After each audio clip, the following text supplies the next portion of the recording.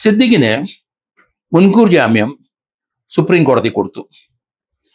ഇന്ന് ആ case supreme കോടതി ഹാജരായപ്പം ജസ്റ്റിസ് ബേലാം ത്രിവേദി, ജസ്റ്റിസ് സതീഷ് ചൗധരി ശർമ്മ ഇവരുടെ ബെഞ്ചിലാണ് ആ വാദഗതികൾ കേട്ടത്. 2-3 പ്രാവശ്യമായിട്ട് ഈ കേസിന് അറസ്റ്റ് തടഞ്ഞുകൊണ്ട് സുപ്രീം കോടതി മുൻകൂർ ജാമ്യം നീട്ടി വെച്ചത് നമ്മൾ കണ്ടു. അന്നേരം ജസ്റ്റിസ് പറഞ്ഞ ചില വാദഗതികൾ, മറുവാദം, ജാമ്യം കിട്ടാനുള്ള എല്ലാ സാധ്യതയും ഉണ്ട് എന്നൊക്കെ എനിക്കൊക്കെ തോന്നിയിരുന്നു. കാരണം ഇത്രയും പഴക്കമുള്ള ഒരു കേസ് അല്ലേ എന്നൊരു ചോദ്യം കോടതി 2 പ്രാവശ്യം ചോദിച്ചു. അപ്പൊ അതിന് പ്രസക്തി ഉണ്ടായി. ഇന്ന് ഏതായാലും അറസ്റ്റും കസ്റ്റോഡിയൽ ഇന്റർഗേഷനും ഒഴിവായി കിട്ടി. അറസ്റ്റ് ചെയ്ത ജാമ്യത്തിൽ വിട്ടേ പറ്റുള്ളൂ. 2016 ഈ സംഭവം. 8 വർഷം എടുത്ത് ഒരു കേസ് ഫയൽ ചെയ്യാൻ. എന്താണ് അങ്ങനെ അത്ര താമസം ഉണ്ടായത്? അത് കോടതി ചോദിച്ച ഒരു പ്രത്യേക ചോദ്യം തന്നെയാണ്.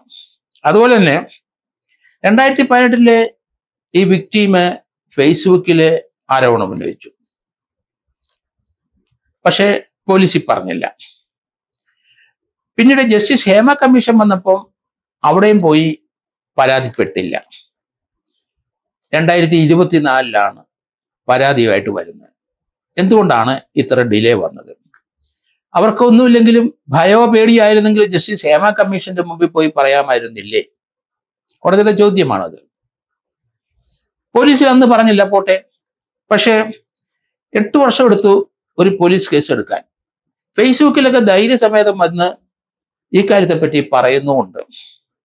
അതുകൊണ്ട് കോടതി അതിനെപ്പറ്റിയൊക്കെ ചോദിച്ചിട്ടൊരു ഉത്തരം കൃത്യമായിട്ട് കൊടുക്കാൻ കേരള പോലീസിലെ അഡ്വക്കേറ്റ്സിന് കഴിഞ്ഞില്ല.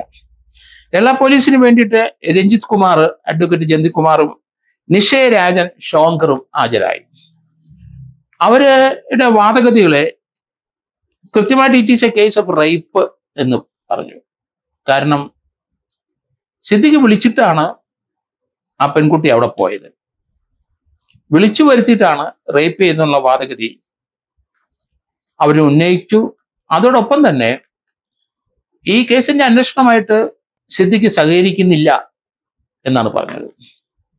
സിദ്ദിഖിന്റെ വാദഗതി അന്ന് 2016 എൻ്റെ മൊബൈൽ, അത് ഇവരൊക്കെ സിനിമാ താരങ്ങളാണ്, എപ്പോഴെപ്പോഴും മൊബൈൽ ലേറ്റസ്റ്റ് മൊബൈൽ ഉപയോഗിക്കും. അന്നത്തെ ഒന്നും കൈവശമില്ല, അതൊക്കെ എന്നയോ നശിച്ചു പോയിരിക്കുന്നു. അന്നത്തെ ലാപ്ടോപ്പ് ഒന്നും ഇല്ല, ഇപ്പൊ ലേറ്റസ്റ്റ് ലാപ്ടോപ്പ് ആണ്. പണമുള്ളവരും സാമ്പത്തികമുള്ളവരൊക്കെ ലാപ്ടോപ്പുകൾ ലേറ്റസ്റ്റ് ഇറങ്ങുന്നതനുസരിച്ച് മാറിക്കൊണ്ടിരിക്കും. അപ്പൊ അതൊന്നും തന്റെ കൈവശമില്ല എന്നാണ് വാദഗതി. അതെങ്ങനെ കൊടുക്കാനൊക്കും? അതുകൊണ്ടാണ് പോലീസുമായിട്ട് സഹകരിക്കുന്നില്ല എന്നുള്ള വാദഗതി കൊണ്ടുവരുന്നത്. ഞാൻ എല്ലാ വിധത്തിലും സഹായിക്കുന്നുണ്ട്. കോടതി എന്തായാലും മുൻകൂർ ജാമ്യം കൊടുത്ത കൂട്ടത്തില് ആ പാസ്പോർട്ട് പോലീസിന് മുമ്പിൽ ഹാജരാക്കണം. അതോടൊപ്പം തന്നെ അവിടെ സറണ്ടർ ചെയ്യണം, അല്ലെങ്കിൽ കോടതി സറണ്ടർ ചെയ്യണം.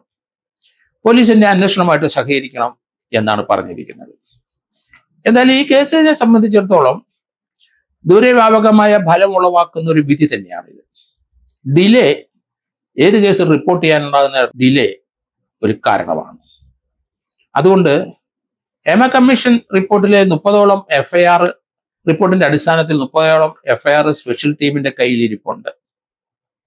ഈ കേസിനകത്ത് പല ആൾക്കാർക്കും ജില്ലാ കോടതിയിലെ ജാമ്യം കിട്ടിയതായിട്ട് നമ്മൾ കണ്ടു. കാരണം എന്തുകൊണ്ട് പോലീസിൽ പറയുന്നില്ല? കാരണം പോലീസിലാണ് ഇങ്ങനെയുള്ള സംഭവം ഉണ്ടായാൽ അപ്പം തന്നെ റിപ്പോർട്ട് ചെയ്യുക, നടപടി എടുക്കുക. പക്ഷെ ഡിലേ വളരെ നാളുകൾക്ക് ശേഷം, അതുവരെ സമാധാനത്തോടെ ഇരുന്ന വ്യക്തി ഒരു സുപ്രഭാതത്തിലെ പെട്ടെന്ന് ഒരാൾക്കെതിരായി ഒരു പരാതിയായിട്ട് വരുമ്പം അത് വേറെ ചില ഇൻട്രസ്റ്റുകൾ ഉണ്ട് എന്നാണ് കോടതിയുടെ നിഗമനം. അതേസമയത്ത് ഈ കേസിനകത്ത് സുപ്രീം കോടതിയിലെ സിദ്ദിഖിന് വേണ്ടി വാദിച്ച ഇന്ത്യയിലെ ഏറ്റവും സീനിയറായ ക്രിമിനൽ ലോയർ തന്നെയാണ് മുകുൾ റോഹ്തഗി.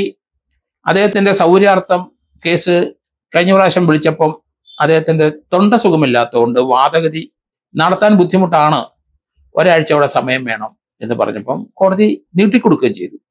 സുപ്രീം കോടതി എല്ലാവരും ബഹുമാനിക്കുന്ന ഒരു ക്രിമിനൽ ലോയർ തന്നെയാണ് മുകുൾ റോഹ്തഗി. അദ്ദേഹമാണ് സിദ്ദിഖിന് വേണ്ടി ഹാജരായത്. ഈ സിദ്ദിഖ് എന്ന് പറയുന്ന മലയാളത്തിലെ ഈ നടന് 66 വയസ്സുണ്ട് ഇപ്പം. നല്ല പ്രായമുള്ള ഒരാളാണ്. അപ്പൊ അദ്ദേഹം ആ പെൺകുട്ടിയെ പീഡിപ്പിച്ചു എന്ന് പറയുന്നത് കാരണം അതിനോട് സുപ്രീം കോടതി അത്ര പൊരുത്തപ്പെട്ടെന്ന് എനിക്ക് തോന്നുന്നില്ല. അത് ഡിലേ എന്തുകൊണ്ട് വന്നു? അവർക്ക് ഫേസ്ബുക്കിലൊക്കെ ഇഷ്ടം പോലെ പറയാനുള്ള ധൈര്യമുണ്ട്. എന്നാ ധൈര്യം ഇല്ലെന്നുണ്ടെങ്കിൽ ഏമാങ്കാൻ പറ്റി പോയി പറയാമായിരുന്നല്ലോ, അവിടെ പറഞ്ഞില്ല. അതൊക്കെ മുഗൾ റോത്തക്കിയുടെ വാദഗതി അങ്ങനെയാണ് പോയത്. എന്തായാലും അദ്ദേഹത്തിന് ജാമ്യം കിട്ടി, നല്ല കാര്യം. കാരണം ഇത് റേപ്പ് കേസുകളൊക്കെ പല ആൾക്കാരെ കൊടുക്കാനും അല്ല ട്രൂ കേസുകൾ പല സന്ദർഭത്തിൽ ഡിലേ ആയിട്ട് പോലീസിൽ പരാതിപ്പെട്ടാൽ അവരെ കസ്റ്റഡിയിൽ ഇന്റർവെൻഷനിൽ ലഭിക്കാനുള്ള സാധ്യത വളരെ വിരളമായി. അവരെ അറസ്റ്റ് ചെയ്ത് കഴിഞ്ഞാൽ അവരെ ഇൻവെസ്റ്റിഗേഷൻ പെട്ടെന്ന് നടത്തി അവർക്ക് ജാമ്യത്തിന് എതിര് നിൽക്കാൻ പാടില്ല. അല്ലെങ്കിൽ സെഷൻസ് കോടതിക്ക് തന്നെ ആ കേസിന്റെ എഫ്ഐആർ എവിടെ പോയോ അതിന്റെ ട്രയൽ നടക്കുന്ന ജില്ലാ കോടതികളാണ്, അവിടുന്ന് തന്നെ ജാമ്യം കൊടുക്കാം എന്ന് വന്നിരിക്കുന്നു. മറ്റേത് പല സന്ദർഭത്തിൽ നമുക്കറിയാം, ജാമ്യം കിട്ടാതെ ജില്ലാ കോടതി ജാമ്യം നിഷേധിച്ചു കഴിഞ്ഞാൽ ഹൈക്കോടതിയിൽ പോയി അവിടെ ചിലപ്പോൾ ജാമ്യം കിട്ടാതെ സുപ്രീം കോടതിയിൽ പോയ ചരിത്രങ്ങളുണ്ട്.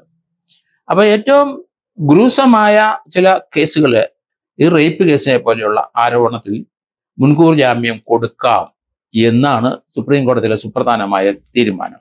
അതെന്തായാലും സിദ്ദിഖിന് വളരെ ആശ്വാസകരമാണ്. കാരണം ഇതിനകത്ത് ഇനി പോലീസിന്റെ ഇൻവെസ്റ്റിഗേഷൻ ഇദ്ദേഹത്തിന് ജാമ്യം കൊടുത്തു, അതിനുശേഷം കസ്റ്റഡിയൽ ഇന്ററേഷൻ ലഭിക്കാൻ സാധ്യതയില്ല. അദ്ദേഹത്തിന് ആ പെൺകുട്ടിയായിട്ട് ബന്ധപ്പെടുന്ന മൊബൈൽ ഫോൺ അദ്ദേഹത്തിന്റെ കയ്യിലില്ല, ആ ലാപ്ടോപ്പ് ഇല്ല, അങ്ങോട്ടും ഇങ്ങോട്ടും എക്സ്ചേഞ്ച് ചെയ്ത വാർത്തകളില്ല, അതൊന്നുമില്ല. പിന്നെ ആ പെൺകുട്ടിയുടെ മൊഴി മാത്രമേ ഇനി ഉള്ളൂ, സർക്കംസ്റ്റാൻഷ്യൽ എവിഡൻസ് മാത്രമേ ഉള്ളൂ. ഏതായാലും വരും ദിവസങ്ങളിലെ പോലീസിന്റെ നീക്കം എന്താണെന്ന് നമുക്ക് കാണാം. അദ്ദേഹത്തിനെ അറസ്റ്റ് ചെയ്ത് ജാമ്യത്തിൽ വിടേണ്ടി വരും. മുൻകൂർ ജാമ്യം ലഭിച്ചു കഴിഞ്ഞു. അത് ഇന്ത്യയിലെ ഇതുപോലെയുള്ള സമാനമായ കേസുകൾക്കൊക്കെ വളരെയധികം ഗുണം ചെയ്യും എന്നാണ് ഞാൻ കരുതുന്നത്.